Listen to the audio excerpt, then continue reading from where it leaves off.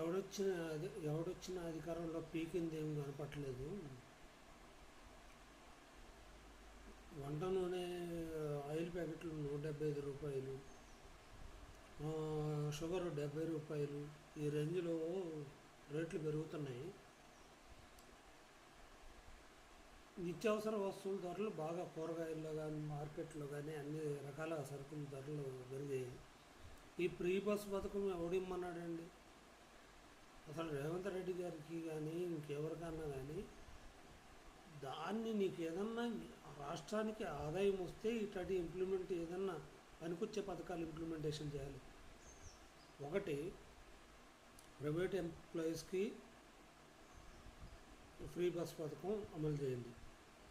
అంతేగాని ఊళ్ళో ఉన్న వాళ్ళకి ప్రతి ఒక్కళ్ళకి ప్రతి అందరికీ మహిళలకి ఫ్రీ బస్సు పథకం పెడితే రోజుకు 10 సార్లు తిరుగుతున్నారు. తెలంగాణలో 10-20 సార్లు తిరుగుతున్నారు, పని ఉన్నా లేకపోయినా. ఇప్పుడు ఊరికే ఏదన్నా మంచినీళ్ళ కోసం వెళ్ళటము, లేకపోతే టీలు తాగడానికి ఒక విలేజ్ నుంచి ఇంకో విలేజ్కో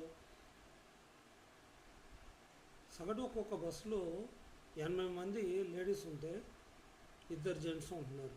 ఇన్కమ్ ఎలా వస్తుంది? గవర్నమెంట్కి రాదే. పోనీ ప్రైవేట్ ఏమన్నా బస్సులన్నీ నడిపి దాంట్లో పూర్తిగా దీనికి మైళ్ళు ఎక్కడానికి డబ్బులు పెట్టి పే చేయాలి. ఈ డబ్బులు బస్సు అని పెట్టి సపరేట్ బస్సులు అవి ఎక్కువ పెట్టండి, తక్కువ పెట్టండి.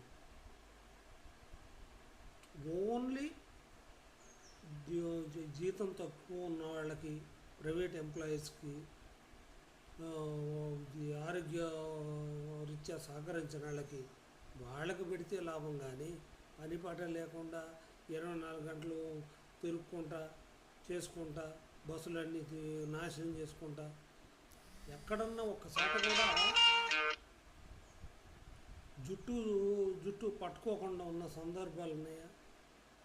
ఇప్పుడు ఎక్కడైనా సరే ఒక కామారెడ్డి డిస్టిక్ తీసుకోండి, ఏ డిస్టిక్ అయినా ఏ మారుమూల విలేజ్కి అయినా బస్సుల సంఖ్య పెంచి నువ్వు ఫ్రీ బస్సు పథకం కాదు, నువ్వు రేటు తగ్గించి పెట్టి బస్సులు నడుస్తాయి.